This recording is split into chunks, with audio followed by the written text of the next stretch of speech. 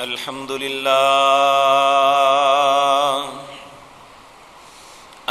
لله نحمده ونستعينه ونستغفره ونعوذ بالله من شرور أنفسنا ومن سيئات أعمالنا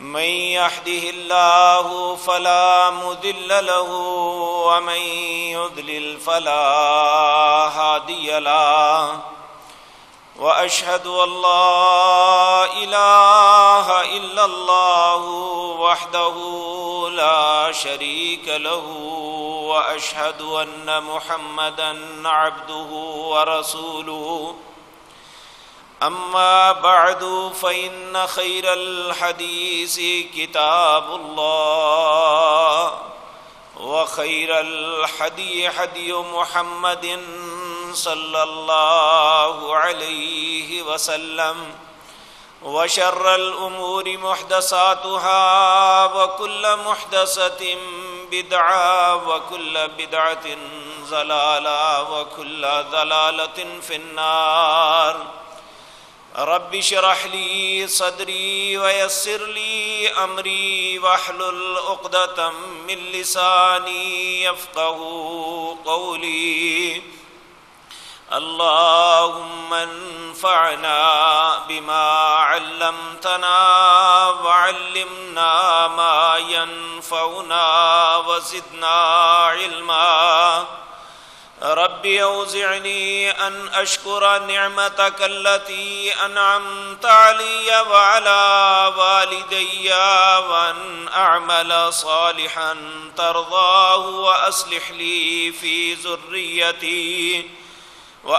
لي في ذريتي إني تبت إليك وإني من المسلمين أعوذ بالله السميع العليم من الشيطان الرجيم بسم الله الرحمن الرحيم قل يا أيها الناس إن كنتم في شك من ديني فلا أعبد الذين تعبدون من دون الله ولكن أعبد الله الذي يتوفاكم وأمرت أن أكون من المؤمنين وأن أقم وجهك للدين حنيفا ولا تكونن من المشركين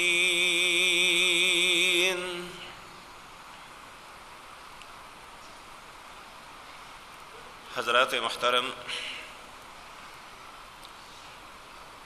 اللہ مالک نے انسانوں کی رہنمائی اور ہدایت کے لیے اپنے دین کو نازل فرمایا۔ آدم علیہ السلام سے لے کر جناب محمد الرسول اللہ صلی اللہ علیہ وسلم تک 1,24,000 کم و بیش انبیاء اور رسل دنیا میں تشریف لائے۔ سب کا دین ایک ہی تھا۔ کچھ معاملات میں اللہ نے بعض قوموں کو آزمانے کے لیے ایک حکم دیا، کچھ باتوں میں دوسری قوم کو دوسری طرح کا حکم دیا، لیکن جو بنیاد تھی وہ ایک تھی کہ اللہ کے علاوہ الہ کوئی نہیں ہے، اور اطاعت کے لائق جو میں نے رسول تم میں بھیجا ہے صرف وہ ہے۔ اور یاد رکھیں اسی کا نام دین ہے۔ دین جو ہے دنیا کے لوگوں کا، دنیا کے علماء کا، فضلاء کا، عقل مندوں کے بنائے ہوئے قوانین کا نام نہیں ہے۔ جب بھی اللہ کے نبی دنیا میں آئے، دنیا کے سامنے انہوں نے دعوت حق کو پیش کیا تو دو قسم کے لوگ سامنے آتے ہیں۔ ایک تو وہ خوش نصیب لوگ ہیں جنہوں نے اللہ کے دین کو من وعن قبول کیا اور اس کی حفاظت بھی کی، اس پہ عمل بھی کیا۔ اللہ مالک نے انہیں دنیا میں بھی کامیاب قرار دیا، وہ آخرت کی عزتیں بھی ان کا مقدر میں لکھ دی۔ اور کچھ ایسے بد نصیب لوگ بھی ہیں جنہوں نے سرے سے اس دین کا انکار کر دیا کہ ہم اس کو تسلیم نہیں کریں گے، اور بے شمار اعتراضات اللہ کی ذات پہ، اس کے انبیاء و رسل پہ لگائے، اس کے دین کے اندر کیڑے نکالے۔ الا ھذا القیاس، مقصد صرف ایک تھا کہ ہم نے یہ بات کو تسلیم نہیں کرنا۔ اس میں کتنی ہی عقل و دانش کی باتیں ہوں، اور ایسے انسان کو اللہ نے کافر قرار دیا ہے۔ کافر کہتے ہیں انکار کرنے والے کو، کہ جس کی سمجھ میں، عقل میں بات آ بھی جائے لیکن وہ انکار کر دے کہ میں تسلیم نہیں کروں گا۔ لیکن یاد رکھیں کچھ ایسے لوگ بھی آئے، جب دین کو اللہ نے عروج دیا تو اس وقت کچھ ایسے لوگ بھی تھے جنہوں نے دین کی آڑ میں اپنے مفادات کا کھیل کھیلنا شروع کر دیا۔ پہلی امتوں کو چھوڑے میں پہلی ہم سے قریب ترین دو امتیں ہیں، ایک یہود ہیں، ایک نصارہ ہے۔ ان کے متعلق اللہ رب العزت نے قرآن عزیز کے اندر واضح فرمایا کہ یہود کے علماء میں سے ایسے لوگ پیدا ہوئے، ان الذین یکتمون الکتاب بایدیہم ثم یقولون ھذا من عند اللہ، وہ اپنے ہاتھوں سے باتیں لکھتے۔ لوگ چونکہ علماء پہ اعتبار کرتے ہیں، انہیں دیندار سمجھتے ہیں، محراب و منبر پہ انہیں امانت دار تصور کرتے ہیں، انہوں نے اپنے پاس سے باتیں بنا کے کہا ھذا من عند اللہ، یہ اللہ کی طرف سے ہے، لوگوں نے قبول کر لی۔ حالانکہ یہ لوگوں کی غلطی تھی کہ انہیں قبول نہیں کرنا چاہیے تھا۔ اللہ نے ہر انسان کو شعور دیا ہے کہ وہ کوئی بھی بات تحقیق کے بغیر نہ لے۔ اگر انہیں تحقیق کے بعد علم ہو جائے کہ یہ اللہ کا حکم ہے، یہاں پہ ایک بات ذہن میں رکھیں کہ اکثر اوقات یہ بات کہتے ہیں کہ ہم کون سے عالم دین ہیں، ہمیں کیسے پتہ چلے گا کون سی بات صحیح ہے کون سی غلط ہے۔ دنیا کا ہر انسان، مزدور سے لے کر ایک صنعت کار تک، ان پڑھ ہو یا پڑھا لکھا، اسے ان معاملات کا علم ہو یا نہ ہو، اس نے کسی کالج یا یونیورسٹی سے پڑھا ہے یا نہیں پڑھا، چونکہ اس کے مفاد اس کام کے ساتھ وابستہ ہے، وہ اپنے کام سے پہلے تحقیق کرتا ہے مجھے یہ کرنا چاہیے یا نہیں کرنا چاہیے۔ اگر ایک آدمی اس نے اس میں کوالیفیکیشن نہیں کی ہوئی پھر بھی وہ اس پہ تحقیق کرے تو وہ کسی نہ کسی رائے پہ پہنچ جاتا ہے کہ یہ معاملہ میرے کاروبار کے لیے، میری تجارت کے لیے غلط ہے یا صحیح ہے، تو وہ اس پہ فیصلہ کرتا ہے۔ لیکن دین کے معاملے میں ہمیشہ سے اور آج بھی یہ کوتاہی جاری ہے کہ دین کے معاملے میں ہم تحقیق کرنے کے لیے، وقت نکالنے کے لیے، اس معاملے میں سوچ بچار کرنے کے لیے ہم تیار نہیں ہیں، اور اسی وجہ سے ہمیشہ دین میں بگاڑ پیدا ہوتا ہے۔ تو اللہ رب العزت سورۃ بقرہ میں فرماتے ہیں ان الذین یکتمون الکتاب بایدیہم ثم یقولون ھذا من عند اللہ لیشتروا بہ ثمنا قلیلا، اپنے پاس سے باتیں لکھتے، اللہ کی طرف منسوب کرتے، مقصد کیا ہوتا؟ تاکہ لوگوں سے پیسہ کمائیں، کوئی کھانے پینے کا بندوبست بن جائے، اس لیے یہ سارا کچھ کرتے تھے۔ لیکن اس کے ساتھ ہی یہ بھی فرمایا وَمِنْهُمْ أُمِّيُّونَ لَا يَعْلَمُونَ الْكِتَابَ، ان میں جو ان پڑھ لوگ تھے جنہیں کتاب کا علم نہیں تھا، وَمِنْهُمْ أُمِّيُّونَ لَا يَعْلَمُونَ الْكِتَابَ إِلَّا أَمَانِيَّ، وہ ساری زندگی تمناؤں میں زندگی بسر کرتے رہے، وہ چھڑا لے گا، یہ اس طرح نہیں اس طرح ہو جائے گا، ہمارا کیا قصور، یہ مولوی نے جو بتایا ہم نے اس پہ عمل کیا، اب مولوی جانے اور رب جانے۔ اللہ کہتے ہیں وَمِنْهُمْ أُمِّيُّونَ لَا يَعْلَمُونَ الْكِتَابَ إِلَّا أَمَانِيَّ، ان پڑھ لوگ جو ہیں یہ تحقیق کرنے کے بجائے اسی بات پہ تمنا لگا بیٹھتے ہیں کہ جو کسی نے کہا ہم نے مان لیا۔ تھوڑے دن پہلے ایک میرے پاس پڑھا لکھا نوجوان آیا، ایک معاملے میں، اکنامکس کے معاملے میں وہ بات کر رہا تھا۔ جب میں نے ان سے گزارشات کی، اللہ اور اس کے رسول کے احکامات بتلائے، تو وہ کہتے ہیں کہ ہمیں فلاں شخص نے، یعنی ایک بینک کے ذمہ دار نے یہ کہا ہے کہ اگر آپ کو ایک عالم دین فتویٰ دے دے تو ذمہ داری اس پہ ہو جاتی ہے، آپ پہ نہیں۔ تو میں نے عرض کیا میرے عزیز بھائی، اللہ نے قرآن میں پہلے اس کی وضاحت کر دی۔ اللہ نے سورۃ احزاب میں فرمایا یوم تقلب وجوہہم فی النار یقولون یا لیتنا اطعنا اللہ واطعنا الرسول، جب انسانوں کے چہروں کو پلٹ پلٹ کے جہنم میں داغا جائے گا، اس وقت وہ حسرت اور افسوس کے ساتھ کہیں گے کاش ہم اللہ اور اس کے رسول کی اطاعت کر لیتے۔ پھر وہ اللہ کے سامنے اپنا عذر بیان کریں گے، وقالوا، اور وہ کہیں گے ربنا، اے رب ہمارے، انا اطعنا سادتنا وکبراءنا فاضلونا السبیل، اے اللہ یہ ہمارے بڑے تھے، یہ ہمارے مولوی پیر امام تھے، انہوں نے ہمیں گمراہ کیا، ہمارا کیا قصور؟ ربنا آتہم ضعفین من العذاب، اے اللہ اب ہم تجھ سے التجا کرتے ہیں ان پہ دگنا عذاب کر۔ ربنا آتیہم ضعفین من العذاب ولعنہم لعنا کبیرا، ان پہ بہت بڑی لعنت ڈال، انہوں نے ہمیں مس گائیڈ کیا ہے۔ تو اللہ رب العزت جواب میں کہیں گے نہ عذاب تم پہ کم کروں گا نہ ان پہ کم کروں گا، ان کا جو کردار تھا وہ اپنا بھگتیں گے، تو تمہارا جو کردار ہے تم بھگتو گے۔ کیا میں نے شعور نہیں دیا تھا؟ زندگی کے سارے معاملات میں تو تمہیں سمجھ آ جاتی تھی کہ کون سا رستہ درست ہے اور کون سا غلط ہے۔ کیا میرا دین ہی ایسی چیز تھی جس میں ساری زندگی متردد اور شک اور شبے میں مبتلا رہے؟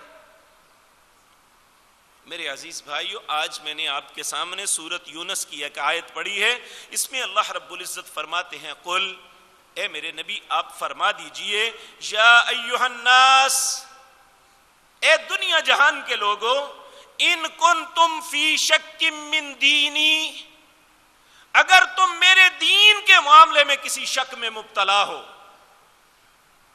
تو اس کا محذوف بات یہ ہے تحقیق کرو، جہاں شک ہے ریسرچ کرو کہ ایک شخص ایک بات کا حکم دے رہا ہے یہ کام کرو، دوسری طرف دوسرا کہتا ہے نہ کرو یہ حرام ہے، تو ہمارے اوپر لازم ہے ہم دیکھیں کہ دونوں میں کون جھوٹ بول رہا ہے۔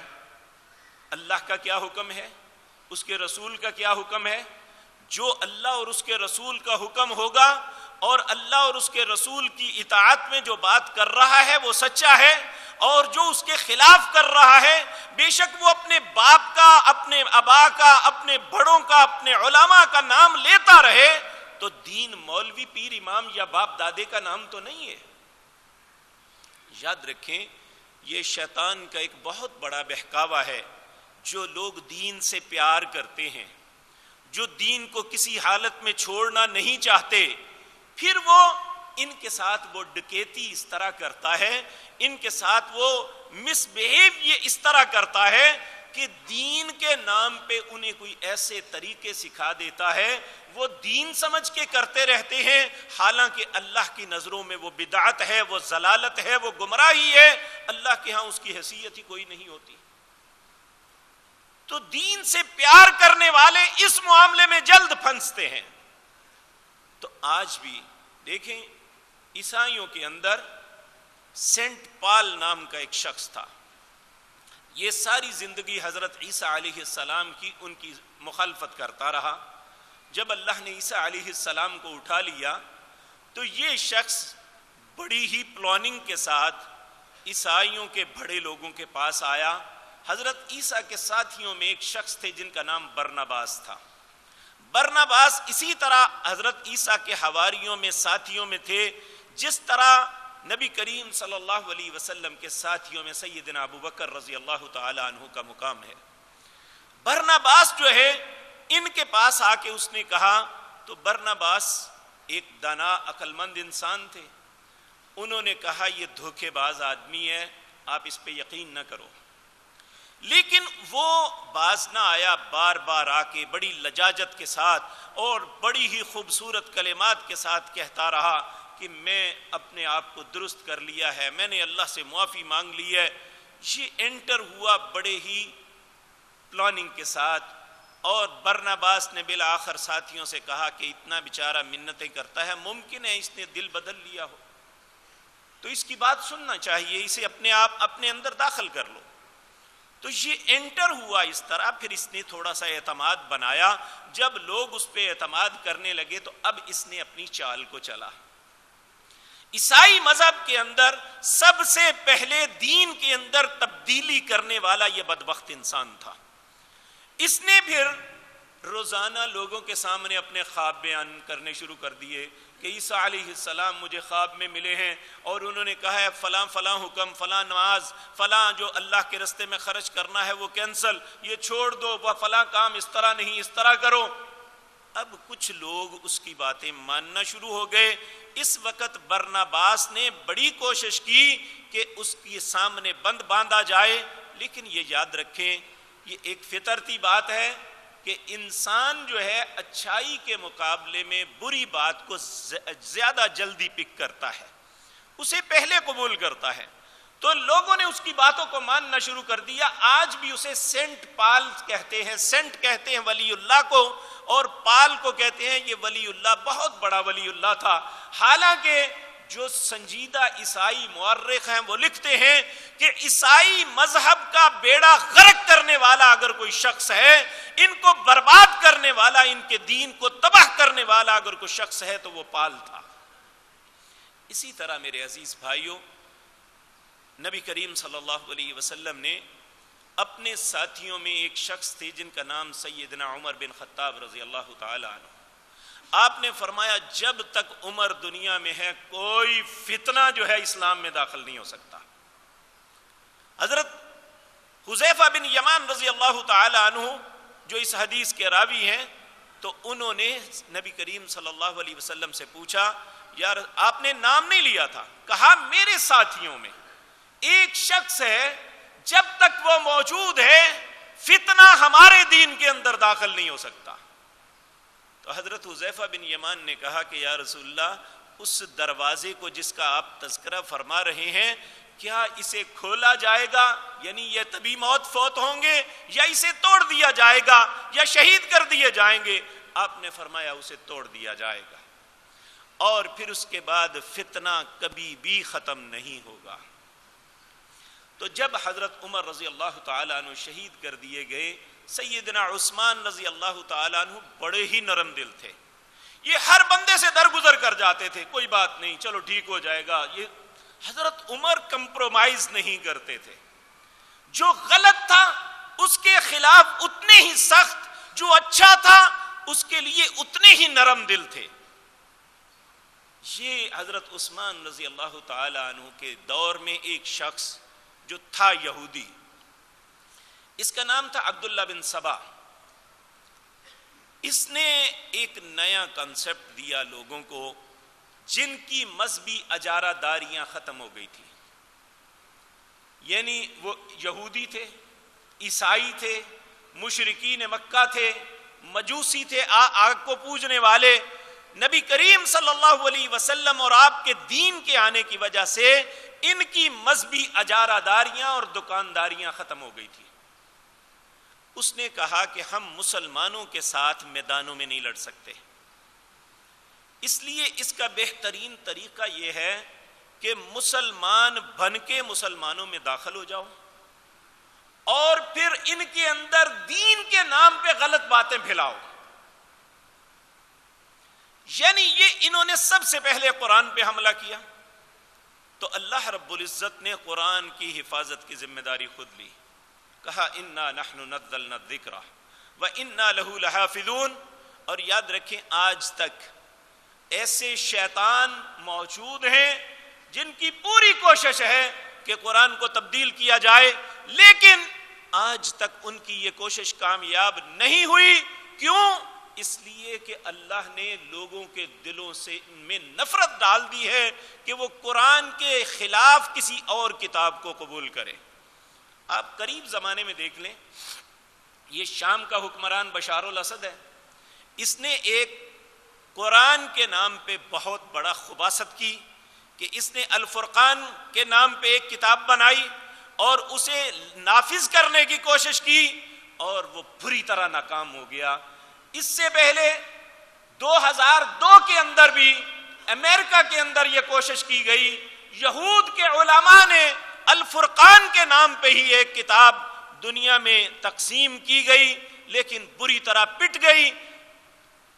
کتاب تو دور کی بات ہے، اللہ نے اس قرآن کے متعلق اتنی حفاظت کی ہے کہ اگر کہ قاری قرآن نماز کے اندر یا ویسے کہ قرآن کو پڑھنے والا پڑھ رہا ہوتا ہے، اگر وہ زیر یا زبر کی غلطی کر جائے یا الفاظ کو آگے یا پیچھے کر دے، چھوٹا سا بچہ پاس بیٹھا ہوا بھی اسے بتائے گا کہ آپ یہ جو غلط پڑھ رہے ہیں آپ اس طرح نہیں، اس طرح پڑھیں۔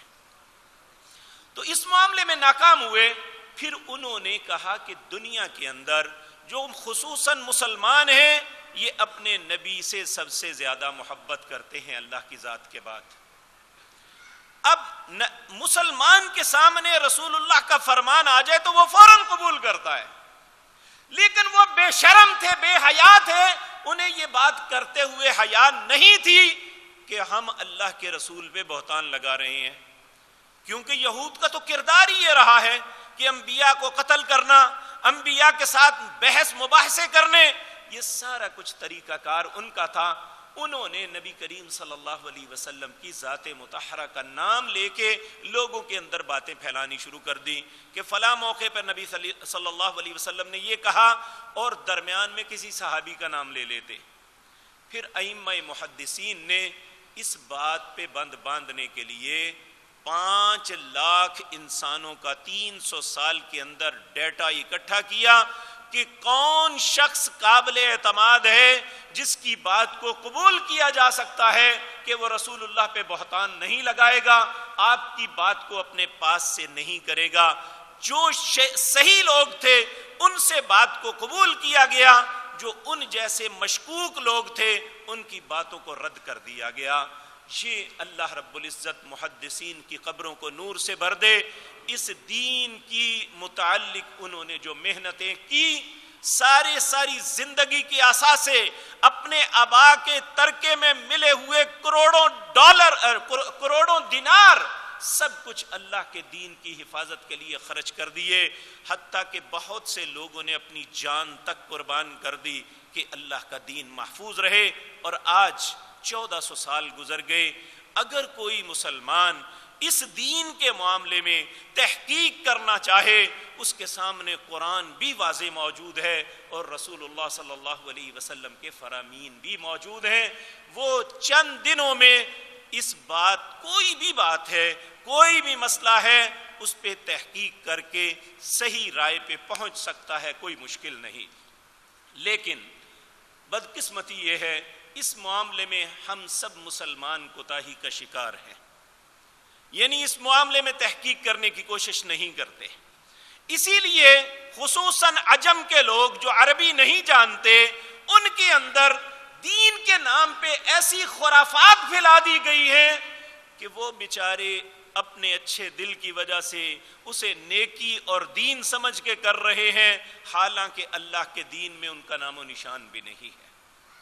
یہ ساری بات عرض کرنے کے بعد میرے عزیز بھائیوں، یہ آج جس مہینے سے ہم گزر رہے ہیں، جس کی غالباً آج 21 یا 22 تاریخ ہے، رجب، یہ اسلامی مہینوں میں 7واں مہینہ ہے۔ نبی کریم صلی اللہ علیہ وسلم نے ہمیں بتلایا، اور قرآن عزیز کے اندر بھی ہے، اللہ نے فرمایا ان عدت الشہور عند اللہ 12 شہرا فی کتاب اللہ یوم خلق السماوات والارض۔ اللہ نے جس دن زمین و آسمان بنائے تھے اسی دن دنوں کی گنتی 12 مہینوں میں رکھی تھی، 12 مہینے بنائے تھے، اور کہا منہا 4 حرم، 4 مہینے ان میں حرمت والے ہیں۔ وہ 4 مہینے کون سے ہیں؟ وہ رسول اللہ صلی اللہ علیہ وسلم نے اس کی وضاحت کی۔ 3 پے در پے ہیں، ذی قعدہ، ذی الحج اور محرم، اور چوتھا جو حرمت والا مہینہ ہے وہ رجب ہے، جو شعبان سے پہلے اور جمادی الاخری کے بعد آتا ہے، یعنی یہ رجب کا مہینہ یہ حرمت والے مہینوں میں ایک مہینہ ہے۔ چونکہ اللہ نے ازل سے اس کی حرمت بیان کی ہے، اور یہ اتنی ہی بات ہے کہ دوسرے مہینوں کی نسبت ان مہینوں میں گناہ کرنا زیادہ اللہ کو برا لگتا ہے۔ اسی طرح اس مہینوں میں لڑائی مار کٹائی کرنی، جنگ و جدل کرنا اللہ نے اسے حرام کیا ہے، بے شک اپنے دفاع کے لیے کیوں نہ ہو، کہا ان مہینوں میں جنگ و جدل نہیں کرنی، بس بات اتنی سی ہے۔ لیکن اللہ رحم فرمائے امت محمد الرسول اللہ صلی اللہ علیہ وسلم پر، ہمارے اندر اس مہینے کے متعلق اتنی خرافات جنم لے لی ہیں کہ العیاذ باللہ جن کا دین میں دور دور تک تصور نہیں ہے، اور جتنی باتیں ہیں وہ سب کی سب گھڑی گئی ہیں جس کے متعلق کوئی واضح اور صحیح شہادتیں ہمارے پاس موجود نہیں ہیں۔ اس کے متعلق آپ خود بھی تحقیق فرمائیں گے تو انشاءاللہ آپ کے سامنے یہ بات ظاہر ہوگی۔ میرے عزیز بھائیو، نبی کریم صلی اللہ علیہ وسلم جو عام نمازیں ہیں، اس کے علاوہ 5 نمازوں کے علاوہ دن اور رات میں 2 اور نمازیں پڑھتے تھے، ایک تہجد اور ایک اشراق۔ یہ رسول اللہ صلی اللہ علیہ وسلم کا عمل تھا۔ اسی طرح رمضان کے روزوں کے علاوہ آپ سوموار اور جمعرات کو روزہ رکھتے تھے، اور مہینے میں 3 دن ایام بیض کے روزے رکھتے تھے، 13، 14 اور 15 چاند کی تاریخ میں۔ اسی طرح آپ محرم کی 10 تاریخ کا روزہ رکھا، پھر کہا آئندہ سال اگر میں زندہ رہا تو یوم التاسیہ 9ویں دن کا روزہ رکھوں گا، اور ذی الحجہ کے پہلے 9 دن کا، بعض روایات میں 9 دن کے ہی آتے ہیں، اور جو بہت مستقل روایات ہیں اس میں صرف 9 ذی الحجہ کا روزہ ہے۔ جو حج کے لیے نہیں گئے ہوئے وہ 9 ذی الحجہ کا روزہ رکھیں۔ اس کے علاوہ کچھ ایسے روزے متعین کیے گئے ہیں خصوصاً رجب کے اندر، جن کا میں ایک طالب علم کی حیثیت سے فائنل اتھارٹی اللہ کے رسول صلی اللہ علیہ وسلم کی ہے، تحقیق کرنے کے باوجود مجھے ان روزوں کی کہیں سے کوئی شہادت نہیں ملی کہ اللہ کے نبی نے رجب کی پہلی جمعرات، جمعہ اور ہفتے کے دن روزہ رکھا گیا ہو۔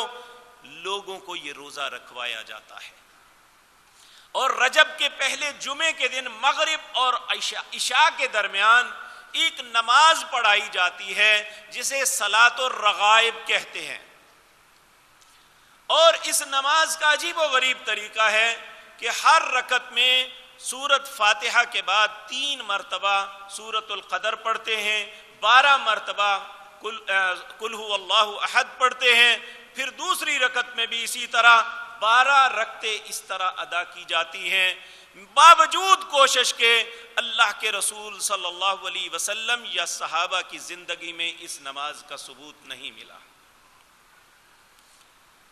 اس میں ایک معاملہ کیا جاتا ہے کہ 22 رجب کو یہ کچے ٹھوٹیاں جو ہوتی ہیں، انہیں کنڈے بھرنے کہتے ہیں، یہ بھرتے ہیں، اور اس کے متعلق بڑا عجیب و غریب قصہ بنایا گیا ہے العیاذ باللہ۔ کہتے ہیں کہ مدینہ منورہ میں ایک شخص تھا، وہ لکڑہارا تھا، اور باوجود محنت اور کوشش کے وہ اپنے گھر والوں کی کفالت نہیں کر سکتا تھا۔ غربت سے تنگ آ کے اس نے مدینہ کو چھوڑا، کہیں باہر چلا گیا۔ حالانکہ ساتھ ساتھ میں یہ بتاتا جاؤں، نبی کریم صلی اللہ علیہ وسلم کی حدیث ہے کہ جس نے مدینے کے مصائب پہ صبر کیا، اللہ رب العزت قیامت کی سختیوں میں اسے آسانیاں فرمائے گا۔ اس نے پہلی بات تو یہ یہاں سے چھوڑ کے چلا گیا، 12 سال تک باہر رہا، کچھ بھی نہ بنا۔ اس کی بیوی نے وہاں ایک وزیر کے ہاں، جو قصہ بنایا گیا ہے وہ دیکھیں، وہاں وزیر کے ہاں اس نے ملازمت کر دی۔ اب مدینے میں کون بادشاہ تھا اور وزیر کہاں سے آ گیا؟ کیونکہ رسول اللہ صلی اللہ علیہ وسلم نے فرمایا، آپ کی واضح حدیث ہے کہ جب مدینے سے خلافت نکل جائے گی، قیامت قائم ہو جائے گی، یہاں واپس خلافت نہیں آئے گی۔ اور سیدنا عثمان کی شہادت کے بعد خلافت منتقل کوفے ہو گئی تھی، اور اس وقت سے لے کر آج تک دوبارہ مدینے میں خلافت یا بادشاہت نہیں آ سکی۔ یہ رسول اللہ کی تنبیہ تھی۔ تو وہ کون سا بادشاہ تھا اور کون سا وہ وزیر تھا جو مدینے میں آ گیا؟ تو کہا وزیر کے ہاں وہ عورت، یعنی گھڑنے والے نے یہ نہ سوچا کہ سارے لوگ اندھے نہیں ہوتے، نہ عقل کے نہ آنکھوں کے، کیونکہ اللہ رب العزت نے قرآن عزیز میں فرمایا فَإِنَّهَا لَا تَعْمَى الْأَبْصَارُ وَلَكِنْ تَعْمَى الْقُلُوبُ الَّتِي فِي الصُّدُورِ، آنکھیں اندھی نہیں ہوتی، حقیقتاً اندھا دل ہوتا ہے جو ساری باتیں سمجھنے کے باوجود ایسے خباثتیں اور جھوٹ بولتا ہے اور جھوٹ کو قبول کرتا ہے۔ تو کہا وہ وزیر کے ہاں کام کرتی تھی، ایک دن وہ جھاڑو دے رہی تھی تو وہاں سے امام جعفر صادق گزرے۔ تو اب دیکھیں امام جعفر رحمہ اللہ جو تھے وہ لوگوں کے صحنوں سے گزرتے تھے، تو انہوں نے اس وقت اس خاتون کے پاس کھڑے ہو کے کہا کہ لوگوں بتاؤ، اپنی ساتھیوں کو کہا آج کون سا دن ہے؟ انہوں نے کہا جی 22 رجب ہے۔ کہا جس نے 22 رجب کو کنڈے بھرے اور میرے نام پہ فاتحہ دی اور میرے وسیلے سے دعا کی اور اس کی ساری مشکلات حل ہو جائیں گی، اور اگر نہ ہوئی تو قیامت کے دن میرے گریبان کو پکڑ لے۔ الیاذ باللہ۔ پہلی بات سن لیں کہ کوئی دنیا میں شخص نبی بھی ایسا نہیں کہہ سکتا کہ میرے وسیلے سے تم اللہ سے مانگو، کیونکہ اللہ قرآن عزیز میں فرماتا ہے کہ یہ کہتے ہیں ہؤلاء شفعاؤنا عند اللہ، یہ جو نیک لوگ ہیں یہ اللہ کے ہاں ہمارے سفارشی ہیں۔ تو اللہ جواب میں کہتے ہیں قل اتنبئون اللہ بما لا يعلم في السماوات ولا في الارض، تم اللہ کو ایک ایسی بات کی خبر دے رہے ہو جو زمین و آسمان میں وہ جانتا ہی نہیں ہے۔ من ذا الذی یشفع عندہ الا باذنہ، کون ہے دنیا میں جو اللہ کی اجازت کے بغیر اس کے حضور سفارش کرے؟ کیا ہمیں نوح علیہ السلام کے واقعے کا نہیں علم کہ نوح علیہ السلام نے جب اپنے بیٹے کے لیے کہا ان ابنی من اہلک وان وعدک الحق وانت احکم الحاکمین، اے اللہ یہ میرا بیٹا ہے، میرے اہل سے ہے، تو سب حاکموں سے بڑا حاکم ہے، اللہ میرے بیٹے کو بچا لے۔ تو اللہ نے کیا جواب دیا؟ انہ لیس من اہلک انہ عمل غیر صالح، یہ تیرا بیٹا نہیں ہے، کیوں؟ یہ تیرے اہل میں سے نہیں ہے، کیوں؟ اس کے عمل اچھے نہیں ہیں۔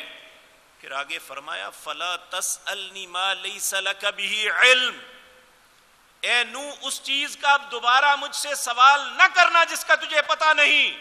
انی اعظک ان تکون من الجاہلین، اگر دوبارہ اس بیٹے کے متعلق مجھ سے سوال کیا نبیوں سے نکال کے جاہلوں میں کھڑا کر دوں گا۔ اللہ کے سامنے کون ہے؟ تو ایک نیک انسان رسول اللہ صلی اللہ علیہ وسلم کی آل میں سے وہ اپنے نانا کی بات کی مخالفت کیسے کر سکتے ہیں؟ یہ بھی جھوٹ ہے۔ تو کہا میرے نام کے کنڈے دے، اس عورت نے اسی وقت جھاڑو چھوڑا اور جا کے کنڈے بھرے، ان کے نام پہ یہ سارا کچھ کیا۔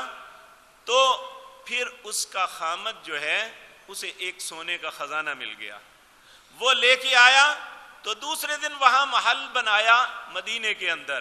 کیا ایک دن میں محل بن جاتا ہے؟ وزیر کی بیوی اٹھی، اس نے باہر آ کے دیکھا ہمارے سامنے ایک محل ہے۔ اس نے کہا یہ کس کا ہے؟ کہا تمہاری اس عورت کا جو تمہارے گھر کام کرتی تھی۔ اس نے بلایا، کہا یہ کیا ہے؟ اس نے کہا اس طرح ہوا ہے اس لیے اللہ نے ہمیں یہ سب کچھ دیا ہے۔ اس نے اسے سچا نہ جانا، تو یہ سچا نہ جاننا ان کے وبال کا سبب بن گیا۔ یہ جو کہانی گڑی ہوئی ہے وہ بتا رہا ہوں، ان کا وبال کا وزیر کو معزول کر دیا گیا اور اسے شہر بدر کر دیا کہ یہاں سے نکل جاؤ۔ اسی اثناء میں بادشاہ کا بیٹا شکار کے لیے گیا ہوا تھا، تو جب وہ نہ آیا تو لوگوں نے کہا یہ وزیر نے اسے قتل کروا دیا ہے۔ تو وزیر نے رستے میں توشے کے لیے خربوزہ لے لیا، مدینے میں خربوزہ ہوتا ہی نہیں ہے، خربوزہ لے لیا اور خربوزہ لے کے جا رہا تھا تو پیچھے سپاہیوں نے آ کے پکڑ لیا۔ تو بادشاہ کے پاس لائے تو کہا تم نے میرے بیٹے کو تو کچھ نہیں کیا؟ وہ کہنے لگا مجھے تو نہیں پتا، یہ کیا ہے؟ یہ خربوزہ ہے۔ انہوں نے کھولا تو اس کے بیٹے کا سر تھا، اور وزیر کی بیوی نے اس وقت سوچا یہ ہمارے پہ وبال اس لیے آیا ہے، ہم نے کنڈوں کو غلط کہا تھا۔ اس نے اسی وقت نیت کی کہ میں کنڈے دوں گی، تو بادشاہ کا بیٹا واپس آ گیا۔ تو جو واپس آ گیا تو یہ سر کس کا تھا؟ اور یہ مساجد کے منبر پہ کھڑے ہو کے بیان کیا جاتا ہے اور سننے والے سبحان اللہ کہتے ہیں اور گھر جا کے ان خباثتوں کو کرتے ہیں اور اسے دین کا نام دیتے ہیں. بتائیں اللہ کی عدالت میں کیا جواب دیں گے؟ کیا دین سارا تماشا ہے؟ کیا قرآن اسی ہے اول فول بکتا ہے؟ دین تو قربانیاں مانگتا ہے ہم سے، اور یہاں مولویوں نے اپنے کھانے پینے کے ٹکسلے بنائے ہوئے ہیں اور ہم انہیں قبول کر رہے ہیں. الیاذ باللہ. لیکن میرے پیارے بھائیوں، یہ حقیقتاً معاملہ یہ نہیں ہے. یہ تو اہل سنت کے علماء نے کھانے پینے کا بہانہ بنا کے ایک نئی کہانی گڑھ لی. اصل میں یہ ہے کہ 22 رجب کے دن سیدنا معاویہ رضی اللہ تعالی عنہ فوت ہوئے، اور آپ شیعہ کسی بھی کیلنڈر پہ دیکھ لیں وہ اس دن کو عید غدیر کے نام پہ مناتے ہیں اور وہ خوشی کے کنڈے بھرتے ہیں. حضرت معاویہ رضی اللہ تعالیٰ عنہ کی وفات پہ. کیوں؟ کہ حضرت علی رضی اللہ تعالیٰ عنہ کے زمانے میں جتنا فتنہ ڈالا ہوا تھا، سیدنا حسن کے ساتھ جو معاملہ کیا، سیدنا حسین کے ساتھ جو معاملہ کیا، اس سارے فتنے کو اگر کوئی دبانے والی شخصیت تھی، ان سب کو ان کی بےخونی کرنے والی اگر کوئی شخصیت تھی تو وہ سیدنا معاویہ رضی اللہ تعالیٰ عنہ تھے. اور یہ میں آپ کو عرض کر دوں، حضرت معاویہ رضی اللہ تعالیٰ عنہ نے کچھ چھین کے خلافت نہیں لی تھی. حضرت علی کی شہادت کے بعد سیدنا حسن رضی اللہ تعالیٰ عنہ خلافت میں متمکن ہوئے، اور جب انہوں نے دیکھا کہ جن لوگوں نے میرے بابا کو دھوکہ دیا تھا وہ آج میرے ساتھ بھی وہ معاملہ کر رہے ہیں، تو انہوں نے سیدنا معاویہ کو خط لکھا کہ چچا ہم کوئی طریقہ کار اختیار کر لیں، ان فتنہ پرور لوگوں سے بچ جائیں، صلح کر لیں. تو سیدنا معاویہ نے سفید کاغذ پہ سائن کر کے بھیجے تھے کہ بیٹے جو تمہاری شرائط ہے مجھے قبول ہے، لکھ دو. تو سیدنا حسن نے شرائط لکھ کے کہا تھا اگر چچا تمہیں یہ شرائط قبول ہیں تو میں خلافت تو آپ کے حق میں وڈرا ہوتا ہوں. تو سیدنا معاویہ نے وہ کپڑا کھولا نہیں تھا جس کے اوپر شرائط لکھی ہوئی تھی. کہا بیٹے مجھے تمہاری ہر شرط منظور ہے اور میں اس کو قبول کرتا ہوں. اور اس کے بعد سیدنا حسن 19 سال اور 7 مہینے تک مسلمانوں میں خلافت کی سیدنا معاویہ رضی اللہ تعالی عنہ نے، اور جتنے یہ شیاطین تھے ان سب کی بےخونی کی، اور اسلام کو ایک مرتبہ پھر عروج حاصل ہوا. ان کی فوتگی پہ یہ سارا کچھ کیا جاتا ہے اور ہم ان کے ساتھ شامل ہو رہے ہیں. میرے عزیز بھائیوں، یاد رکھیں نبی کریم صلی اللہ علیہ وسلم یا آپ کی آل سیدنا علی، ان کی اولاد، ان کے متعلق جو اپنے دل میں ذرہ برابر بھی بغض رکھتا ہے، اپنے دل میں قدورت رکھتا ہے، اس کا اسلام اور ایمان کے ساتھ کوئی تعلق نہیں. لیکن میں رب کعبہ کی قسم کھا کے کہتا ہوں یہ نام تو آل بیت کا لیتے ہیں لیکن حقیقتاً ان کا اپنا تعلق بھی آل بیت کے ساتھ نہیں ہے. کیا سیدہ زینب رضی اللہ تعالی عنہا جو سیدنا حسین کی بہن تھی، کیا شہادت حسین کے بعد جب کوفے کے لوگ روتے پیٹتے ہوئے سامنے آئے تو انہوں نے نہیں کہا تھا پہلے میرے بھائی کو شہید کیا اب میرے سامنے دھوکہ کرنے آئے ہو؟ تو میرے بھائیو، دین کے نام پہ ہمارے ساتھ بھی دھوکہ ہو رہا ہے. اللہ کے لیے اپنے دین کو سمجھیں، وگرنہ یہ وارننگ ہے بڑی سخت. اللہ رب العزت نے سورت یونس کے اندر آیت نمبر 104 میں کہا اے نبی انہیں کہہ دو یا ایھا الناس، اے لوگو، ان کنتم فی شک من دینی، اگر تم میرے دین کے معاملے میں کسی شک میں مبتلا ہو تو فلا اعبد الذین تعبدون من دون اللہ، اللہ کے علاوہ کسی کی بات بھی لاؤ گے تو میں نہیں مانوں گا. وَلَٰكِنْ أَعْبُدُ اللَّهَ الَّذِي يَتَوَفَّاكُمْ، میں تو صرف اس اللہ کی مانوں گا جو تمہیں فوت کرتا ہے. وَأُمِرْتُ أَنْ أَكُونَ مِنَ الْمُؤْمِنِينَ، مجھے حکم دیا گیا ہے، یعنی رسول اللہ صلی اللہ علیہ وسلم آپ فرماتے ہیں وَأُمِرْتُ، مجھے حکم دیا گیا ہے، أَنْ أَكُونَ مِنَ الْمُؤْمِنِينَ، کہ میں سب سے پہلا ایماندار بن جاؤں. وَأَنْ أَقِمْ وَجْهَكَ لِلدِّينِ حَنِيفًا، لوگوں دین حنیف اللہ کی کتاب قرآن ہے یا محمد الرسول اللہ کا فرمان ہے، یہی دین قیم ہے، اسی کے پیچھے لگ جاؤ. وَلَا تَكُونَنَّ مِنَ الْمُشْرِكِينَ، ادھر ادھر مت دیکھو، اللہ اور اس کے رسول کی کتاب اسی کے اوپر جم جاؤ. نبی کریم صلی اللہ علیہ وسلم نے حجۃ الوداع کے خطبے میں یہ بات ارشاد فرمائی، لوگو ایھا الناس ایھا الناس ایھا الناس، اے لوگو سن لو، ترکت فیکم امرین لن تضلوا ما تمسکتم بہما، میں دو چیزیں چھوڑ کے جا رہا ہوں، جب تک ان دونوں کو تھامے رکھو گے گمراہی نہیں آئے گی. لن تضلوا ما تمسکتم بہما، وہ دو چیزیں کون سی ہیں؟ کتاب اللہ، ایک اللہ کی کتاب ہے، وہ سنت رسول اللہ صلی اللہ علیہ وسلم، ایک اللہ کے رسول کی سنت ہے. لوگوں یہی چیز ہمیں فرقوں سے نکال دے گی، یہی اصل دین پہ لے آئے گی، یہی چیز ہمیں بھٹکنے سے بچا لے گی، یہی چیز دنیا اور آخرت کی کامیابی کا سبب بن جائے گی. اللہ یہ بات ہمیں سمجھنے کی توفیق عطا فرمائے اور ہم سب کو دین حنیف پہ کو سمجھ کے اس پہ عمل کرنے کی توفیق عطا فرمائے. اقول قولی ھذا واستغفر اللہ.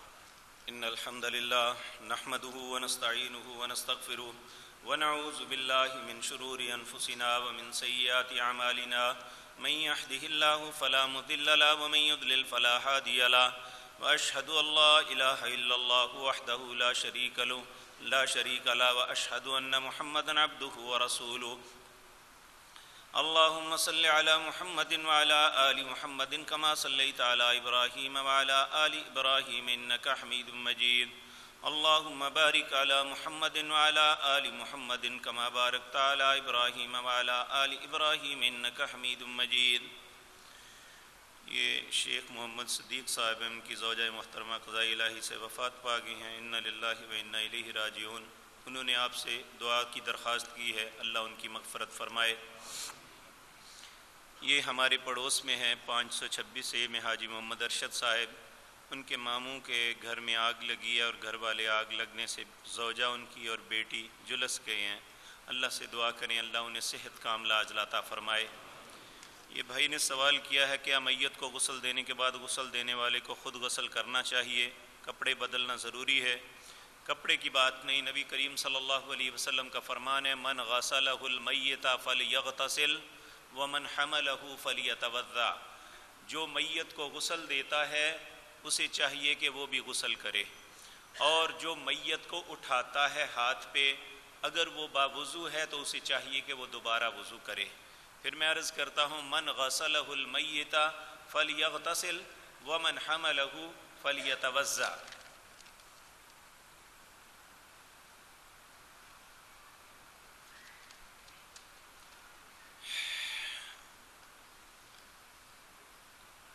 کیا بینک سے قسطوں پر سود گاڑی لینا سود ہے؟ کیا بینک سے زیور رکھوا کر قرضہ لینا سود ہے؟ بالکل سود ہے. کیا لوگ پنجاب روزگار اسکیم سے گاڑیاں لاکھ روپے منافع لے کر بیچ رہے ہیں؟ پہلی بات وہ لینا ہی غلط تھا، کیونکہ انہوں نے تھوڑی سی کم قیمت پہ گاڑی دی ہے لیکن سود گورنمنٹ دے رہی ہے، اور گورنمنٹ اپنے گھر سے نہیں دے رہی، وہ ہمارے ٹیکسز سے دیا جا رہا ہے. یہ سارے کا سارا سلسلہ جو سود کا ہے اس میں کسی بھی طرح ملوث ہونا اپنے آپ کو ہلاکت کی دعوت دینا ہے.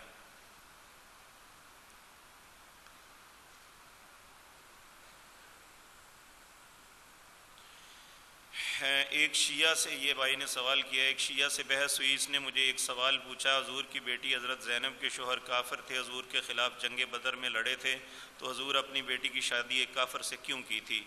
اس بدبخت کو یہ کہنا چاہیے کہ اس وقت تک ایسا کوئی حکم اللہ کی طرف سے نازل نہیں ہوا تھا. نبی کریم صلی اللہ علیہ وسلم نے اپنی یہ نبوت سے پہلے ان کی شادی ہوئی تھی ابی العاص کے ساتھ، اور یہ بدر کے بعد مسلمان ہو گئے تھے اور مسلمان کی حیثیت سے فوت ہوئے تھے، اور اس داماد سے رسول اللہ صلی اللہ علیہ وسلم بڑے خوش تھے۔ اسی طرح نبی کریم صلی اللہ علیہ وسلم کی دوسری 2 بیٹیوں کے نکاح رخصتی نہیں ہوئی تھی، یہ ابو لہب کے بیٹوں کے ساتھ ہوئے تھے۔ جب آپ پہ نبوت نازل ہوئی تو اس بدبخت نے اپنے بیٹوں سے کہا تھا کہ جا کے رسول اللہ کے پاس رشتوں کو ٹھکرا دو، تو ایک نے زیادہ بدتمیزی کرتے ہوئے آپ کی طرف تھوکا تو آپ نے اسے بد دعا دی تھی، اللہ تجھے جنگل کا کتا کھائے گا۔ اور ابو لہب اتنا ڈر گیا کہ اپنے بچوں کو باہر کاروبار پہ نہیں بھیجتا تھا، لیکن اللہ کے نبی کی زبان سے نکلی ہوئی بات اللہ رب العزت اسے پوری کرتے ہیں، اور اس بچے کو لوگ زبردستی شام کے قافلے میں لے گئے، تو جب یہ جنگل میں پہنچے تو اسے شیر اٹھا کے لے گیا۔ کیا یہ لوگ ان بے غیرتوں کو شرم نہیں آتی؟ ان کے لیے اعتراض کے لیے صرف رسول اللہ یا اس کا گھرانہ رہ گیا ہے کہ یہ آپ کی بیٹیوں اور آپ کی بیویوں پہ اعتراض کریں، اور خود انہیں نہ اپنے باپ کا نہ ماں کا پتہ ہے؟ کیا انہیں اللہ کا خوف نہیں آتا؟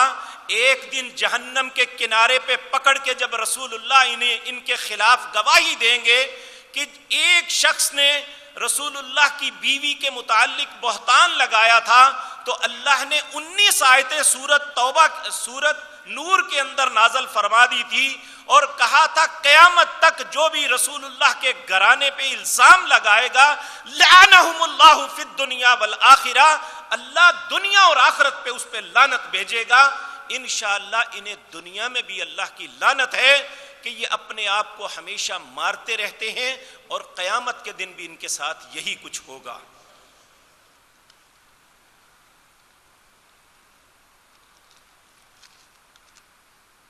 یہ ایک بھائی نے لکھا ہے، شہر میں تفریح کے نام پر تھیٹروں پر فحاشی اور یعنی بے حیائی کا ماحول دیا جا رہا ہے۔ یہاں میں یہ بات عرض کروں گا، یہ جہاں پہ تھیٹر چل رہے ہیں، کیا مرتے وقت جا کے پھر منتیں کرتے ہیں کہ ہمارا جنازہ پڑھا دو؟ ہم نے اس بات سے توبہ کر لی ہے، لیکن ہر آنے والا اسی بے غیرتی میں چل رہا ہے۔ کوئی اللہ کا خوف نہیں ہے؟ کیا آپ سے پہلے جتنے تمہارے آبا تھے وہ ان کمائیوں کو لے کے آخرت میں جو پیش ہوئے ہیں، آپ کو احساس نہیں ہے کہ آپ بھی کس گندگی میں مبتلا ہیں؟ اللہ آپ لوگوں کو ہدایت نصیب فرمائے۔ اللہ رب العزت نے قرآن عزیز کے اندر فرمایا، جو مسلمانوں میں فحاشی اور بے حیائی پھیلاتا ہے اللہ دنیا اور آخرت میں انہیں دردناک عذاب میں مبتلا کرے گا۔ ایک بھائی نے کہا ہے سجدہ تلاوت تفصیلاً سمجھا دیں۔ قرآن عزیز کے اندر 15 سجدے ہیں، عموماً آپ نے سنا ہوگا کہ 14 ہیں، 14 نہیں 15 سجدے ہیں، کیونکہ سورت حج کے اندر 2 سجدے ہیں۔ نبی کریم صلی اللہ علیہ وسلم نے فرمایا جو سورت حج کے 2 سجدے نہیں کرتا وہ نہ پڑھے اسے، لیکن احناف یہ سجدہ سورت حج کا دوسرا نہیں کرتے، بلکہ علمی بددیانتی یہ کی ہوئی ہے کہ اس کے آگے لفظ لکھا ہوا ہے ھذا السجدۃ عند الشافعی، یہ شافعی کے نزدیک ہے، حالانکہ شافعی کے نزدیک نہیں، یہ رسول اللہ صلی اللہ علیہ وسلم کا حکم ہے۔ اور جتنی بھی سجدے کی آیات ہیں، یا تو وہاں یہ ہے کہ بعض لوگ سجدہ نہیں کرتے، تکبر کرتے ہیں، اور کہیں ایسا ہے کہ جو اللہ والے ہیں وہ اللہ کے حضور اس کی آیات سن کے سجدے میں گر پڑتے ہیں۔ تو یہاں سجدہ کرنا چاہیے، اور سجدے کی دعا سجد وجہی للذی خلقہ وصورہ وشق سمعہ وبصرہ بحولہ وقوتہ فتبارک اللہ احسن الخالقین۔ سجد وجہی، میں نے ایسی ذات کے چہرے کے سامنے سجدہ کیا، خلقہ جس نے مجھے پیدا کیا، وصورہ جس نے میری صورت بنائی، وشق سمعہ جس نے میرے کانوں کو سننے کی قوت دی، وبصرہ جس نے میری آنکھوں سے دیکھنے کی بصارت کی قوت عطا فرمائی، بحولہ وقوتی، نیکی اور برائی کو گھیرنے والی قوت اللہ کے علاوہ کوئی نہیں۔ فتبارک اللہ، اللہ بابرکت ہے، احسن الخالقین، اور اس سے بہتر خلق کرنے والا کوئی بھی نہیں ہے۔ بعض لوگوں نے اپنے بیماروں کے لیے دعا کی درخواست کی ہے۔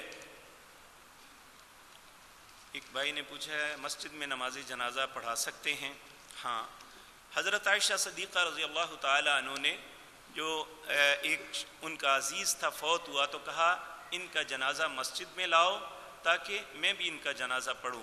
تو لوگوں نے کہا لو جی اماں جی نیا کام کر رہی ہیں. تو اماں جی غصے میں آ گئے، کہنے لگے فلاں دو بھائی جو اپنے گھوڑے سے گر کے شہید ہوئے تھے، نبی کریم صلی اللہ علیہ وسلم نے ان دونوں کا جنازہ مسجد کے اندر پڑھا تھا، اور یہ رسول اللہ کے طریقے میں شامل ہے. بعض لوگ اس کو نہیں تسلیم کرتے تو ان کی اپنی مرضی ہے، لیکن رسول اللہ صلی اللہ علیہ وسلم نے مسجد کے اندر جنازہ پڑھا.